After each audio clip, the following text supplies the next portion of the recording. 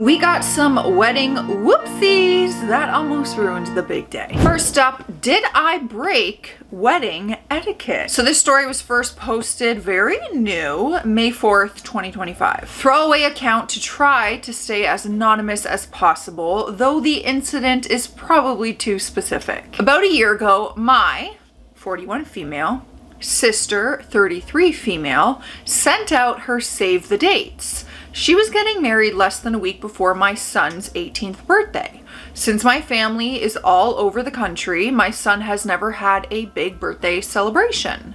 My sister was planning a post-wedding brunch the day after the ceremony/reception, and I asked if she would be okay if we do something for my son in the afternoon, since family will already be gathered for her wedding. She loved the idea, and I ran it by my son and reminded him he can do something with his friends on his actual birthday. Both were happy with the idea. I even chose a venue away from the hotel that we'd all be staying at so my sister wouldn't feel like we were encroaching on her wedding. All good so far, no problems. 6 months ago, the invitations came and I RSVP'd for me and my son. Ex-husband is not in the picture. Meal options were a beef dish or a fish dish. I RSVP'd for 2 beef dinners. Now onto the problem and where I'm being told I'm in the wrong. At the reception yesterday, my almost 18-year-old son was given a child's meal, chicken nuggets and steak fries. I told the server there was a mistake and we RSVP'd for the beef dish. The server took the plate and brought out a beef dinner 2 minutes later. For clarification, this wasn't a child-free wedding, and there were about 5 kids there aged 4 to 9 or so. At brunch today, my sister pretty much ignored me and was really cold when she did talk to me. As it was ending, I asked if she was still coming to my son's celebration since she seemed like she was mad at me. She pulled out a piece of paper and said, "Maybe I'll come once you pay this." The paper was an invoice she made up for $77.50 for an extra dinner. Okay, so the venue obviously charged you for that extra dinner. I was confused and asked her what it was about, and apparently my nearly 18-year-old son was supposed to get a child's meal and the caterer was charging my sister an additional $77.50 and that it was all my fault that they had to provide an additional meal. I told her that number 1, I had RSVP'd and chosen the adult meal for him months ago, and 2, he's a 17-year-old. How would anyone think a meal of 4 chicken nuggets and a handful of fries would be enough for him? That wouldn't even be enough for me. It became this huge blow up and my sister turned it into people having to take sides. And surprise, my son's birthday party ended up being a disaster that almost no one attended because your sister is the bride and she makes the rules on her day. Even our mom skipped it because my sister was inconsolable over a $77 meal. Everyone is telling me he should have just sucked it up and I could have taken him to McDonald's afterwards. I still think I'm being perfectly reasonable. Am I really wrong about wedding etiquette? This is blowing my mind. I can't believe that this is actually a fight between the two of you. There is an update that came May 6th, which was 2 days later. I found out it was all planned. Like this was a setup? Of course it was. After my sister agreed for my son to have his milestone 18th birthday celebrated the day after the wedding, since all my family would be there for the wedding, she decided she didn't want to share her weekend anymore. Yes, she got Friday for the rehearsal and rehearsal dinner, Saturday for the ceremony and reception, and apparently needed all of Sunday too. Would the reasonable thing be to tell me she was no longer comfortable with my son's party? Yes, and I would have canceled and postponed it. Would the reasonable thing be to manufacture some petty beef and turn everyone against me and my son, resulting in almost no one showing up? Apparently yes, to my sister and mother. Oh my gosh, they tag teamed this, didn't they? Because that makeshift invoice, I had another look at it after I posted. It was printed on an inkjet printer that slightly bleeds red even on black and white. Just like my mother's old faulty printer, which means she printed it before the wedding. It was actually my son that noticed and mentioned it looked like it came from my mom's crappy printer. I mean, did my sister really spend her wedding night creating an invoice? Of course it was already prepared. This was all planned. I called my mom and confronted her yesterday, and she just said, it was your sister's wedding. All the attention should have been on her anyway. Her wedding was on Saturday. She doesn't own Sunday. So they humiliated my son so she can play princess for an extra day. Honestly, things have been bad in the past, but for the past 5 years, I thought I was really making progress with my mom, but I'm questioning her role in my life now more than ever. Even worse, my son no longer wants anything to do with both of them, and maybe that's for the best. I'm at a loss with the entire thing. It's so ridiculous that it was planned, but even if it wasn't, like, either way, ridiculous. Next up, I told my sister not to announce her pregnancy at my wedding because I was going to announce mine, but she did it anyway. Okay, but how exciting that you guys are pregnant at the same time. Isn't that like adorable? This was first posted March 26th, 2025. I, 29 female, got married 3 months ago due to my pardon. I got married to my amazing husband, 31 male. It was supposed to be one of the happiest days of my life, but my sister, 32 female, managed to overshadow it in a way that I can't seem to move past. A little background. My husband and I have been trying for a baby for a while, and when we finally got that positive test, we were over the moon. Guys, why do they say over the moon? Does that just mean like we were on a high? Like I was over the moon. I don't want to go over the moon. I'm good down here. We decided we would share the news with our family and friends at our wedding reception. Nothing crazy, just a small heartfelt moment during the speeches. Only my parents and my maid of honor knew about this plan. A few weeks before the wedding, my sister pulled me aside to tell me she was pregnant. I was genuinely happy for her, and we had a sweet moment together. Then she casually mentioned that she was planning to announce it at my wedding. See, no, let's not do that. You can do it literally any other time. I was shocked and told her, as kindly as I could, that I would prefer she didn't. I even explained why, because I was also pregnant and planning to share the news that day. I asked if she could wait just a little longer so the day could stay focused on the wedding.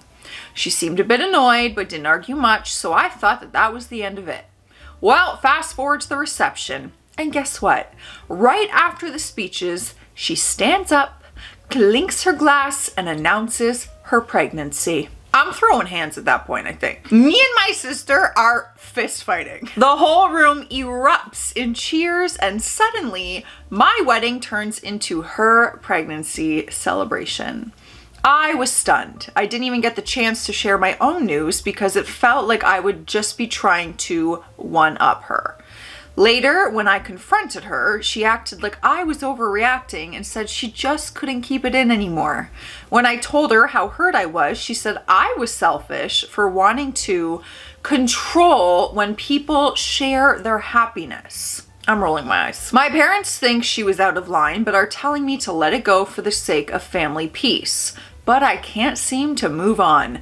Every time I think about my wedding, I feel this bitter pit in my stomach because she took away a moment that was special for me. She, on the other hand, thinks I'm being dramatic and says I should be happy for her instead of making everything about myself. It was your wedding day, and you were going to announce as a couple who just got married that you're also expecting. I would want that for my sister so bad. Even if I was pregnant, I'd be like, girl, this is gonna be the most beautiful, special day of your life. I would totally not do this to my sister. I would never want to do that. Anyways, we do have an update that came on May 9th. So a few people asked for an update, and well, things got petty. I'll admit it, I'm not proud of all of it, but I'm also not sorry. Love the honesty. After the wedding drama, my relationship with my sister was icy at best. She kept acting like I was just being hormonal and selfish, and every time we spoke, she somehow turned herself into the victim.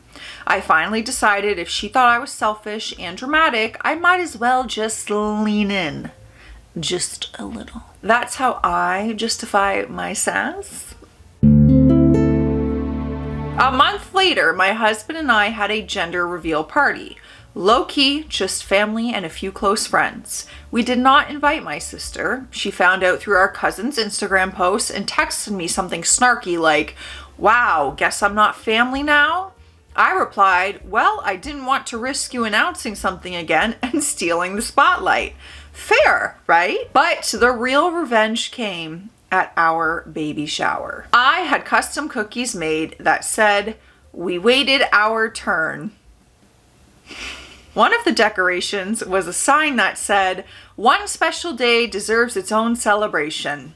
A few people laughed, a few looked uncomfortable, but I saw my sister read the cookie and go very quiet. She asked if the cookie was about her. I told her, "If the shoe fits," and walked away. Now she's telling the family I'm the one being dramatic and petty. Ironic, no? But honestly, I don't care. I didn't ruin her wedding. She ruined mine. She can sit with that for a while. Also, my baby is due next week before hers. Guess who's going to be very publicly posting baby pics right as she is going into labor? Not saying I'll be timing it, but I'm not saying that either. I really hate this though, because this is such a beautiful time and it's like, man, or we could be pregnant together and this could be a really exciting time. Why does it have to be some kind of like competition? Everybody, we are hopping on hydration station. Look at me, can you see them? I got cucumbers in mine. Switching to cucumbers. I am, they're hydrating, apparently. Who knows if that's true. Cheers! Speaking of hydrating, you really should hydrate. Drink some water. My cousin's sister ruined her wedding. What is it with these damn sisters? I was so pumped on my sister's wedding day. Oh, I made sure she had the best day of her life because she deserves that and more. My cousin, we'll call her Jessie, was getting married when I was 14 and it was a simple family getting to know each other type of wedding. The bride was getting ready at her house with my aunt and her mother, and the groom was at the future mother-in-law's house getting ready for the wedding with my uncle and his future father-in-law. My mom and I were at the venue waiting for them to show up. My mom got a text from my aunt asking her to step outside and give her an immediate call. And so my mother and I went outside and called my aunt, who informed my mother that the bride's sister, that we'll call Monica, was pregnant. The twist? Monica is pregnant. Oh my. Okay. Monica's pregnant with the groom's baby, and the groom and Monica have been having an affair. That is not where I saw that going. I thought it was another, oh, I'm going to announce my pregnancy at your wedding. Instead, I'm going to announce it and let you know that it's your husband's baby inside of me. Like he was. That was aggressively disgusting. The groom and Monica were leaving to go and start planning their future together with their baby, and it was up to my mom and I to tell everyone at the venue that the wedding was canceled, which took a good 2 hours due to people trying to argue with us and demand answers. The fallout was that the wedding did not happen. The family started arguing when the news did break out, which didn't take long because Monica decided to text everyone what was going on. It was a lot of drama and commotion that day. Okay, but who told the bride? When did the bride find out? The end result was that Monica and Jessie no longer speak. The groom found out the baby wasn't his. The groom lost his job. The groom overdosed after falling into drugs a year after the baby was born. Oh, I I don't wish that upon anyone. I don't even wish that on a cheater. You know that. I don't like cheaters all the time, but like, I don't wish that on anybody. Is he okay? Monica ends up losing custody of the youngest 3 out of 5 children, and family is still broken up over the situation. This is an entire season of Jerry Springer in about 3 sentences. Current day events. Monica and Jesse still have no communication. Jesse refuses to go to any events that Monica is invited to or will be at. Monica lost custody of her 3 youngest. Monica blames everyone finding out about the baby not being the groom and everything on Jesse because she feels that if Jesse didn't make a big deal over her sleeping with the groom, that he would have never found out that Monica was sleeping around and he would have never requested a DNA test. What a wild way to think. The honest truth was that 2 of the men came forward asking for DNA tests for the baby, and the groom found out when one of the men confronted him. Jesse had no clue that Monica was still sleeping around like she did in high school because they were never close.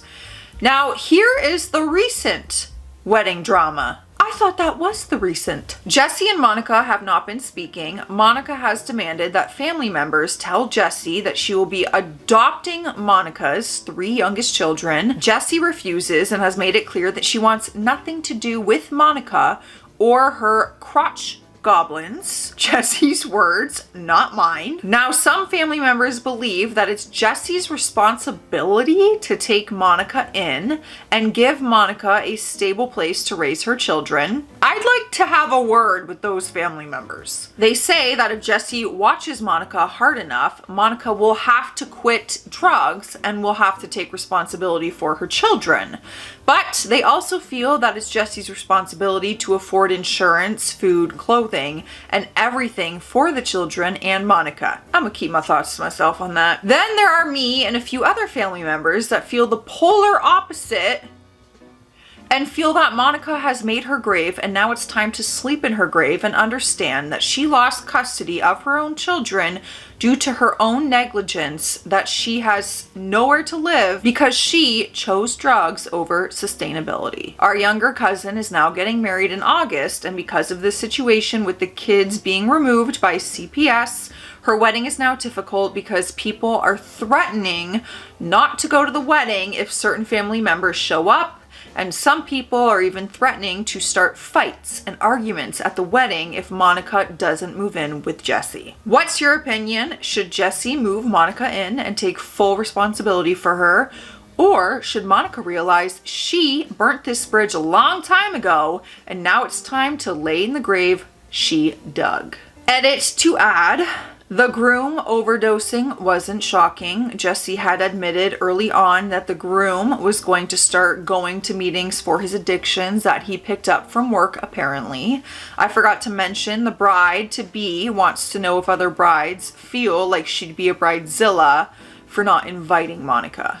Oh, like the current bride? I got too many thoughts right now. There was a very quick update before the real update. Quick update. I'm meeting the bride and my cousin for coffee. I'm printing off all responses. Jessie has secretly been reading the comments herself while the bride doesn't use Reddit often. So they found your post that you were right. They figured it out. It did not come across anonymous enough. The bride agreed to needing security, and so her and I will be making calls to see if I can hire anywhere. If we can't find a cheap option, I will have a few friends who work security willing to do the job for beer, LOL. Jessie has agreed to helping our cousin write a letter to everyone if she decided to limit her wedding. She also agreed to help her write a letter to everyone pushing her about Monica going to the wedding. I will be back with a bigger update, hopefully tonight or tomorrow, mattering on how today goes, honestly. Honestly, your family seems far too involved in other people's business. Like, not your choice, my choice. You don't get a say. Sorry. You don't get a say about who I invite to this wedding. You don't get to say if I take my cousin in and I raise her. You take her in. So we did get an update, thank God. I spoke to Jessie yesterday before I went to see our cousin. Jessie was going to be late because of a project one of the kiddos had. We discussed moving forward with cutting some family members off who feel like it's their responsibility to take care of Monica and her children, and promised to finish the discussion when she joins us later on. The bride, we will call her Ashley, and I sat down and spoke and read the replies and discussed how she felt. She explained that she feels really sad that her wedding got affected in a negative way because of Monica, and feels that Monica shouldn't be invited. We both decided that it would be better for me to text Monica and explain the reason why she's not invited, and also explain that the bride and groom will not be housing her and the kids during their honeymoon. I'll explain this a bit further. My great aunt was trying to convince Ashley, none of us knew that she was going to do this till now, to house Monica in their apartment while they're on their honeymoon out of the country. This caused a lot of tension between Ashley and the groom. He doesn't want Monica anywhere near their home. He has expensive work equipment, and Monica and her children aren't careful and have no respect for others' items. Ashley has been standing firm on the answer being no, but my great aunt didn't listen and still told Monica that she could pack a few bags for the stay. Again, why are they making these decisions? I didn't like that, and I personally messaged my great aunt and told her that she was way out of line to offer a place that she doesn't pay for nor had a say in. She tried to cover her ass, saying that she'd assumed that Ashley would agree, and changed her answer, and that this wasn't a big deal, and that family helps family, and that Monica has nowhere to live, and assumed that since the bride and groom would be gone for 3 weeks, that it would be fine. Well, great, thanks for the assumption. I told her that she crossed a large boundary, lost her seat at the wedding, and needed to leave Ashley and Jessie alone until they felt like reaching out to her, and blocked her on both of their phones. I found a cheap option for security. Some of our local cops are willing to work the wedding for some free food and money, which worked out because Jessie and the groom have agreed to cut the wedding down to 100 people.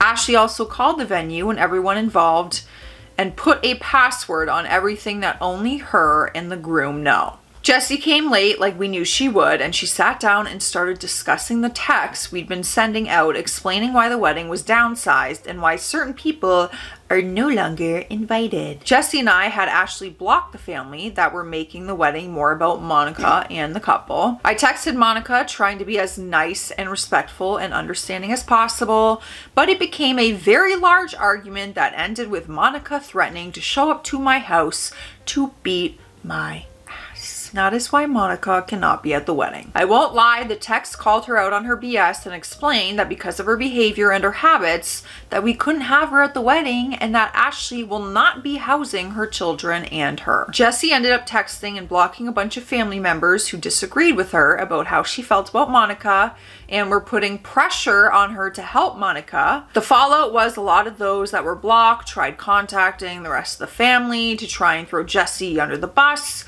and tried lying about what she said. I sent a mass text with the conversation showing Jessie didn't say anything disrespectful or threatening. Now the fun news. Oh, we got some fun in here? Jessie and I spoke with Ashley about what she should send and say. We agreed that we didn't want to upset everyone, but also agreed that it's time that the family understand that we aren't going to drop everything to help someone who destroyed her own life and isn't even looking for help, but free handouts. In the end, we agreed on, good evening, everyone. I know that the wedding planned has been chaotic and a lot of the family are at odds with each other over a personal situation. Due to this situation, my future husband and I feel that it would be easier and less chaotic if the wedding was downsized. Those who are still invited, please feel free to ignore the rest of the message. Now for everyone who's been uninvited. I didn't make this choice easily. It has taken a ton of thought and stress and worry about how people would feel and how they'd react in the end, but I need to think about what is best for my future husband and our family. Monica made her choice years ago. She's been on a downward spiral since then, and many of you have pressured me to invite her to the wedding and just deal with whatever chaos she causes on her special day, and that isn't fair to the groom and I.